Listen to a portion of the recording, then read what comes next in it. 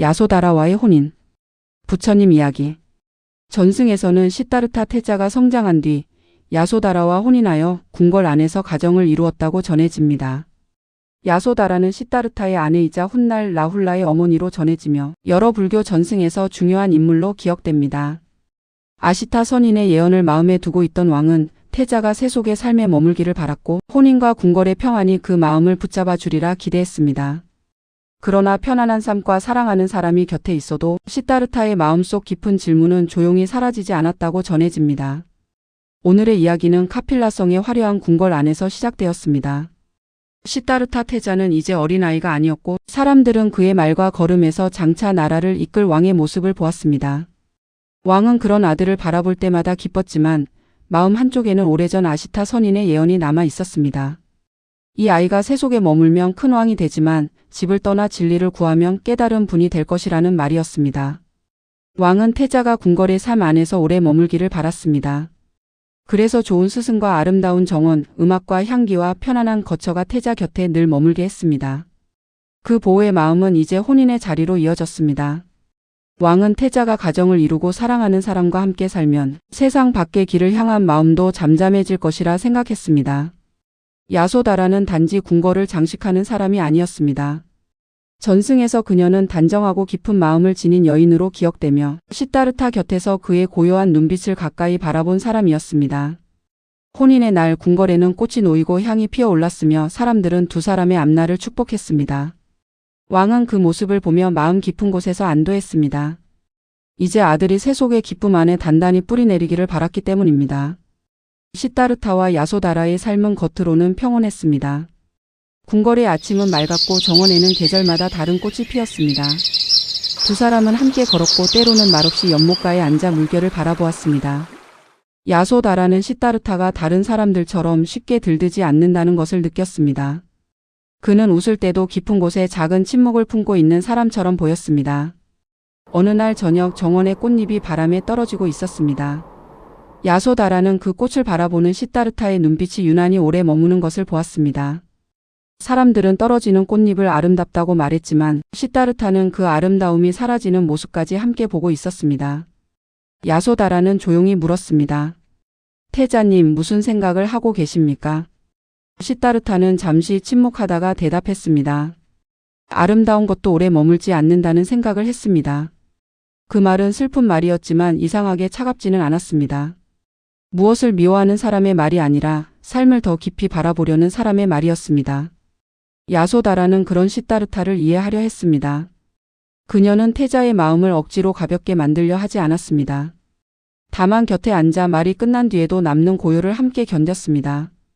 궁궐의 사람들은 태자가 더 즐겁기를 바랐지만 야소다라는 그의 조용한 질문이 단순한 우울이 아니라는 것을 어렴풋이 느꼈습니다. 그 질문은 세상을 등지려는 어둠이 아니라 세상을 더 진실하게 보려는 빛에 가까웠습니다. 세월은 궁궐의 담 안에서 부드럽게 흘렀습니다. 잔치는 계속되었고 악사들은 밤마다 음악을 연주했습니다. 하지만 음악이 끝난 뒤 찾아오는 고요 속에서 시다르타의 마음은 자주 멀리 나아갔습니다.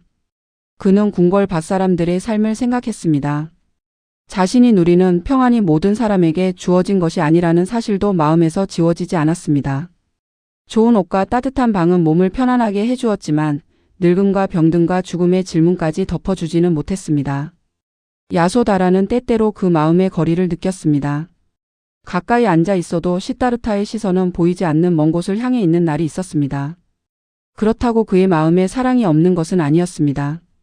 그는 야소다라를 소중히 대했고 곁에 있는 사람들에게 함부로 말하지 않았으며 작은 생명에게도 쉽게 거친 마음을 내지 않았습니다. 하지만 그의 사랑은 점점 한 사람과 한 집안에만 머무르지 않고 더 넓은 괴로움으로 향하고 있었습니다. 왕은 여전히 더 많은 편안함을 마련했습니다. 더 화려한 장식과 더 즐거운 자리, 더 부드러운 음악이 궁궐 안에 채워졌습니다. 왕은 그것이 아들을 지키는 길이라고 믿었습니다. 그러나 사람의 마음은 편안함만으로 붙잡히지 않습니다. 오히려 깊은 마음은 편안함 속에서도 묻습니다. 이 평안이 변하지 않는가? 이 사랑도 이별을 피할 수 있는가? 나만 괜찮은 삶이 정말 괜찮은 삶인가? 야소다라와의 혼인은 시다르타에게 삶의 따뜻함을 알려주었습니다.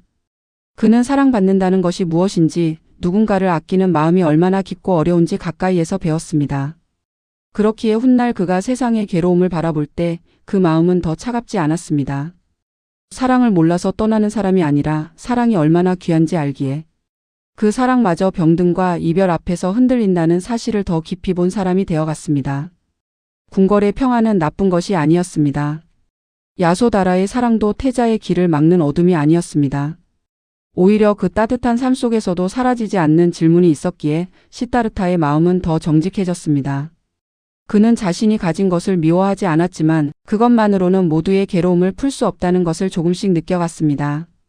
편안한 삶 속에서도 깊은 질문이 사라지지 않는다는 것은 그 마음이 길을 잃었다는 뜻이 아니었습니다. 오히려 더 진실한 답을 향해 조용히 깨어나고 있다는 뜻이었습니다. 이렇게 야소다라와의 혼인 이야기는 조용히 마무리됩니다.